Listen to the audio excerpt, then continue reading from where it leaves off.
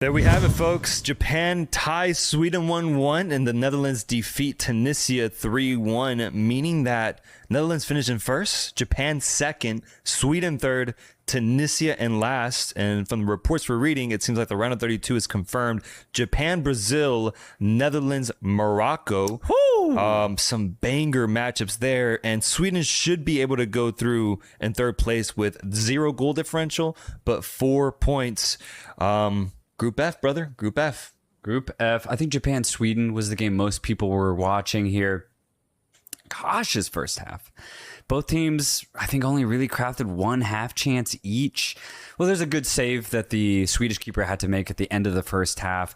Sweden themselves crafted, I think, one good opportunity, Bernhardsson, but it ended up being a weak shot. Goals do come, though, and it's in the second half. A really nice move, combination play with Ueda, Doan, and Maeda. Beautiful passing. That's prime Japan on display in this match.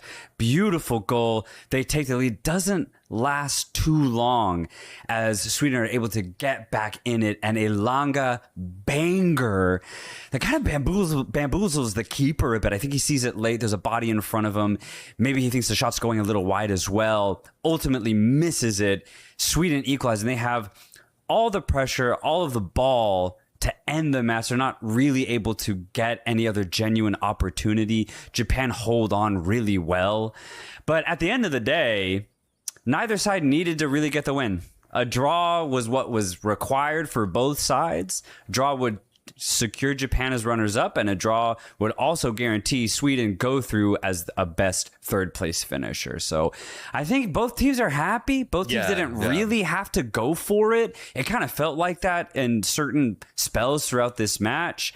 Yeah, just one of those interesting situations where, you know, a draw is actually good enough for a match day 3 setup. Yeah, Sweden, Japan, I think the group dynamics came into play. 1-1. What's your takeaway on Japan facing off against two UEFA teams and tying both? Context is important for this game with the group dynamics, but still, they tie 2 European teams. I mean, they didn't lose them. Right. No, right. They got killed by them. It's hard to take anything from this game specifically because I would imagine Japan would go very hard if they were seeking a win here. They weren't necessarily seeking a victory. But they played good. I thought they contained Sweden very well, which is what I was expecting. Japan have been very organized throughout this entire group stage. Isak and Gyökeres just could not touch the ball, man. Elanga was able to get the ball, but he's usually in deep positions. He's better when he's up the pitch, isolated. Japan didn't allow that to happen. So I think Japan actually passed the group stage with flying colors here. They held Sweden at bay. Sweden could not get going offensively. And though the game was much more open against the Netherlands, they did draw that match. So I thought that the Netherlands would get a victory in that game, for example, going into it. So I think Japan have done well. They've showcased that they're very disciplined, they're very organized, and they can play very silky football with their midfield. I thought Kamada has been amazing this tournament. And then going forward up top, you do have guys like Doan. Ueda has been fantastic. And then Junya Ito, either off the bench or coming as a starter. Also a very tricky player on the wing. Japan have the tools to be a very dangerous team.